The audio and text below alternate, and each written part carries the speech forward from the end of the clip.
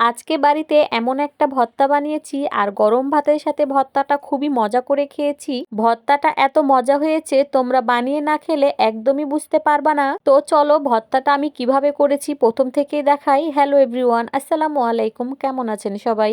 আশা করি সবাই খুবই ভালো আছেন। আজকে করব ফুলকা দিয়ে খুবই মজার একটা ভর্তা। আমরা তো ফুলকা ভাজি খাই, চচ্চড়ি খাই, কিন্তু ভর্তা কখনোই খাওয়া হয়নি। আজকে ফার্স্ট টাইম আমি ফুলকা ভর্তা করব। এখানে অল্প অল্প করে ফুলকা নিয়ে ফুলকাগুলো আমি ছোট ছোট করে কেটে নিব। ফুলকা থেকেও কিন্তু পেঁয়াজের মতো ঝাঁজ বের হয়। যাদের কান্না করার ইচ্ছা আছে তারা কিন্তু ফুলকা আর পেঁয়াজ কাটতে পারো। যাই হোক, বেশি বকে ফেললাম, চলো আমরা ফুলকাগুলো এখন ধুয়ে ফেলি। ফুলকাগুলো ধুয়ে একটা কড়াইয়ে তুলে নিব। এর মাঝে দেখি মা ফোন দিয়েছে শীতের পিঠাপুলি খেতে যাওয়ার জন্য। আমার জন্য তাদেরও নাকি পিঠা খাওয়া হয়নি। যাই হোক, কথা বলা শেষ করে ফুলকাগুলো সিদ্ধ করতে বসিয়ে দিয়েছি। আর এইদিকে আমি ফুলকার ভর্তার জন্য পেঁয়াজ রসুন মরিচ যা যা লাগবে সবগুলো আমি ছিলে নিব। ভর্তা করার জন্য 3টা পেঁয়াজ নিয়েছি, 2টা রসুন নিয়েছি আর কয়েকটা কাঁচা মরিচ নিয়েছি। এখন এগুলো খুব ভালো করে পরিষ্কার করে ধুয়ে কেটে নিব।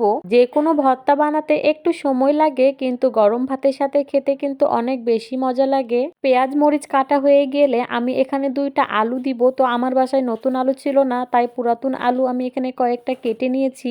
তবে চিকন চিকন করে কাটতে হবে, তাহলে ভাজার সময় সিদ্ধ হয়ে যাবে। ভর্তা করার জন্য যা যা প্রয়োজন সবকিছু কাটাকুটি হয়ে গিয়েছে। এর মাঝে আমার ফুলকাগুলো সিদ্ধ হয়ে গিয়েছে। আমি একটা ঘরে ভয়েস দিচ্ছি আর বাকিরা অন্য ঘরে গল্প করছে, তাই তাদের সাউন্ড চলে আসছে। সবাই বাইরের সাউন্ডগুলো ইগনোর করবেন।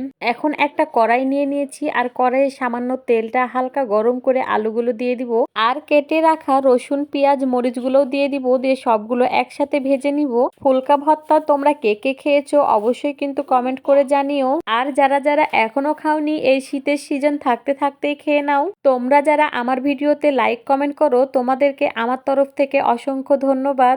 আলু পেঁয়াজ মরিচ এগুলো ভাজা হয়ে গিয়েছে। এখন আমি সিদ্ধ করা ফুলকাগুলো দিয়ে খুব ভালোভাবে আবার ভেজে নিব।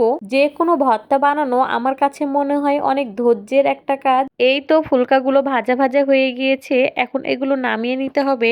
এখন একটা প্লেটে ফুলকাগুলো তুলে নিয়ে ঠান্ডা হতে দিব। ঠান্ডা হওয়ার পরে ভর্তা করব। এর মাঝে কাঁচা মরিচ আর পেঁয়াজ কেটে নিয়েছি ভর্তা করার জন্য। এখন সরিষার তেল আর লবণ দিয়ে খুব ভালোভাবে পেঁয়াজগুলো আগে কচলে নিতে হবে। এরপরে পুরা ভর্তাটা মেখে নিতে হবে, তাহলেই রেডি হয়ে যাবে মজাদার ফুলকার ভর্তা। এই ভর্তার সাথে কিন্তু গরম ভাত লাগবে। তো আমি এইদিকে ভাতটাও বসিয়ে দিয়েছি, ওইদিকে ভাতটাও হয়ে যাবে আর ভর্তাটাও হয়ে যাবে। আমরা এখন গরম গরম খাবো। ভর্তাটা কেমন হয়েছে অবশ্যই কিন্তু কমেন্ট করে জানাবেন। আমি ওই প্লেটেই একটু গরম গরম ভাত নিয়ে নিয়েছি। এখন আমি ভর্তা দিয়ে মজা করে খেতে থাকি আর আপনাদের কাছ থেকে বিদায় নিয়ে নিই। আল্লাহ হাফেজ।